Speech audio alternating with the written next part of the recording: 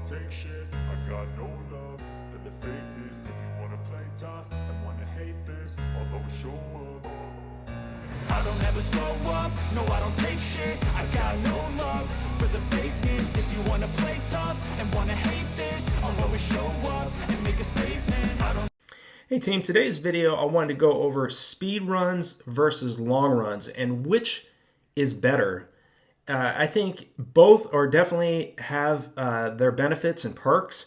I think long runs are very important in terms of building your endurance, but if you're just running long, slow, and easy, even that is still going to be tough mentally. If you're going out 15, 20 miles or 10 miles, 8 miles, whatever you're aiming for your long runs, if you're not in great shape, even a long run is going to test you both mentally and physically, and can be just as difficult as a speed run, or a speed run, i.e. tempo run. You're running at your anaerobic threshold.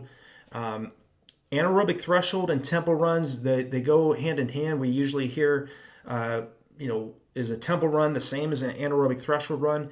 Usually a tempo run is about 10 seconds slower per mile or per kilometer than anaerobic threshold effort. In some cases, it's relatively close, but those are more of speed runs versus the long run, where you're just running long, slow, and easy. But long runs can also be factored into a speed run as well. If you're doing, say, a 20 miler and you're doing like the first 10 miles easy, then you're running 5 miles and you're doing like a 10 mile progression run for the last 10 miles. You're maybe starting off at 7-minute pace for the 11th mile, then you're running 6:50 mile pace for the 12th mile, 6:40 mile pace for the 13th mile, and so on. That in itself can be like a speed run as well. But I think speed runs, if you're trying to run a faster race, are better versus a long run. And again, both the speed run and long runs are both absolutely vital and mandatory if you want to be a better middle to long distance runner. You have to build your endurance doing the long run, but you also have to build improve your body's lactate tolerance by doing those speed runs. Okay, if you're doing too much of your mileage too quickly, you can risk a lot of things. You can risk injury. You can risk not properly adapting to the workouts you're throwing at yourself. You can be frustrated much more because, again, speed runs require so much more oxygen versus if you're running just easy, relaxed long runs. Running long runs, you're not building up a great deal of lactic acid. The body doesn't require as much oxygen versus if you're trying to do your speed runs. And so the faster we run, the more lactic acid buildup, the more tension and more stress on the body, the more inflammation that occurs after those workouts. So again, I always stress it's what are you doing the hours after you do your workouts. Okay, that's really going to dictate how successful you're going to become as a middle to long distance runner. Proper sleep, proper hydration, giving yourself optimally 48 hours of recovery, running easy, relaxed, jogging 2 days after a very hard track workout or a hard tempo run. Those types of activities are going to make sure that you super compensate, that you become even stronger than you were prior to the start of your workouts. Again, between the two of them, which is better? It's a great question. Speed runs versus long runs. Which one is better? I think they're both vital to be a successful athlete, middle or long distance runner. But I think speed runs, if you're trying to run under a specific time, are going to help you to more, I think, between the two. And again, they both are very important. But I think the speed runs are better in terms of if you're trying to hold a specific pace for a longer period of time. If you're doing speed runs faster than your goal race pace, your body is going to adapt. You're improving your body's lactate tolerance. You're recruiting more fast twitch muscle fibers by running at paces that are significantly faster than goal race pace. So speed runs in that case will help to get your goal race pace on the track or on the roads to feel easier. But I think if you're just doing long runs and you're running those long runs slow, it's going to be hard to go up against somebody that's really focused more on quality than than quantity. And again, it's a tough question to answer because both speed runs and long runs are very, very important to be a better runner.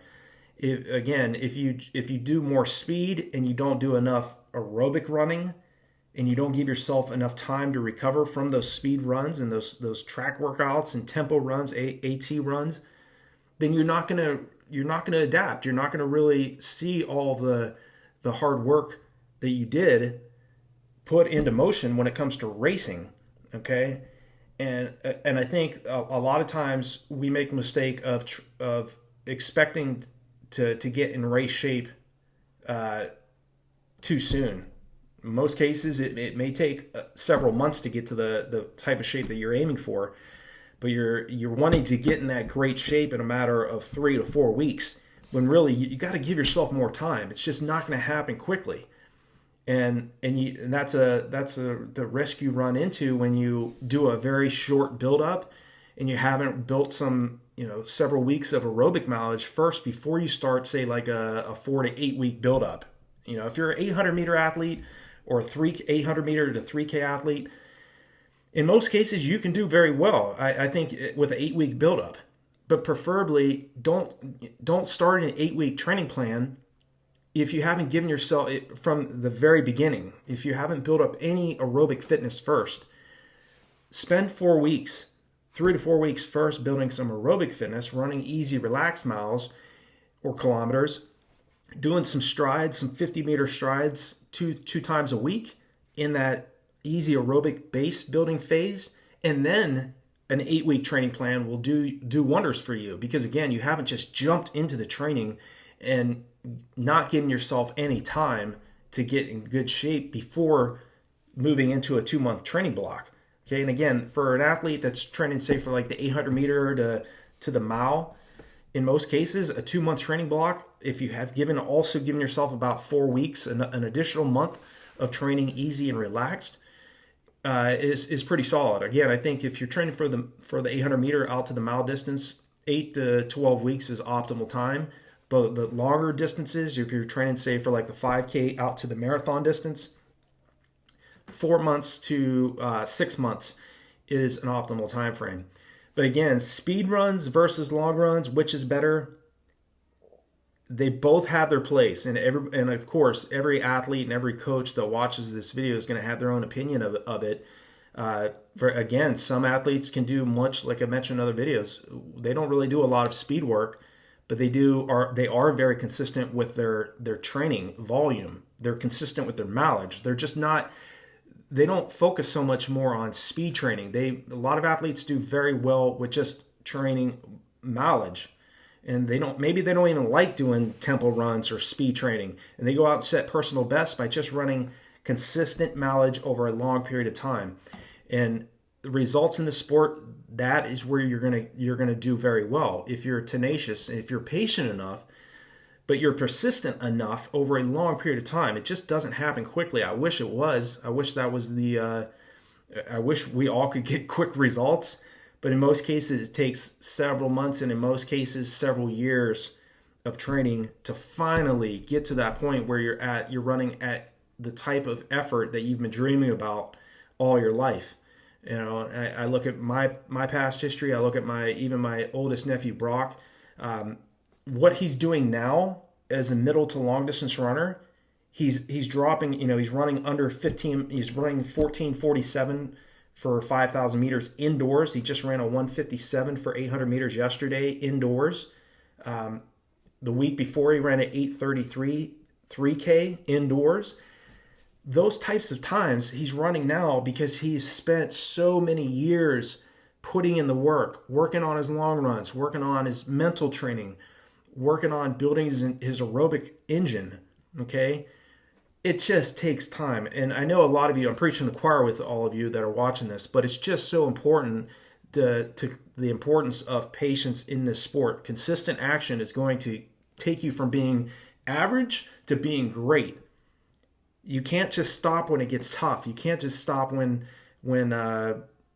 especially if you still have goals in the sport and you are really dreaming about maybe running your first marathon, or qualifying for the Boston Marathon, or trying to break 5 minutes for the mile, or break 7 minutes for the mile, whatever it is for you, if you don't let up, you will get there, and you will eventually do great things in this sport. You probably, more than likely, you already have. But both speed runs and long runs are vital. They both have their place. But again, if it's a racing situation and you want to run faster over a long period of time, speed runs, I think, are slightly more important than the long runs. And again, it's going to be individual. It's going to be different for each athlete. It's a tough question to answer, because long runs are absolutely mandatory if you want to become a better runner, but speed runs are also mandatory. They're both important. They both have their place, but I still weight a little bit more on the speed runs over the long runs if it's a case where you're trying to run a faster effort over a long period of time, and you're trying to minimize the amount of impact on lactic acid buildup and shutting down your muscles when you're racing. When you're running at paces that in training and speed runs, whether it's tempo runs, whether it's fartlek workouts, whether it's hill repetitions, those types of efforts are going to get your goal race pace to feel a little bit easier, so you'll be able to sustain it over a long period of time and edge just a little bit more over your competition that maybe isn't really focused more on speed, and they're running too much of their mileage too slow. Okay, so that's my answer. I hope it's helpful in some ways. Again, a lot of athletes, they may think that the long runs are more important than the speed runs. So I'd love to hear, in your opinion, in the comment section below, what do you think is better? Do you think speed runs are better, or do you think long runs are better for excellence in middle to long distance running? I'd love to hear your viewpoints as well. So thanks so much for watching this video. Check out the resources below or on RunDreamAchieve.com if you're ready to take your training and racing to the next level. And I'll talk to you guys and gals all in the next video. Thanks so much.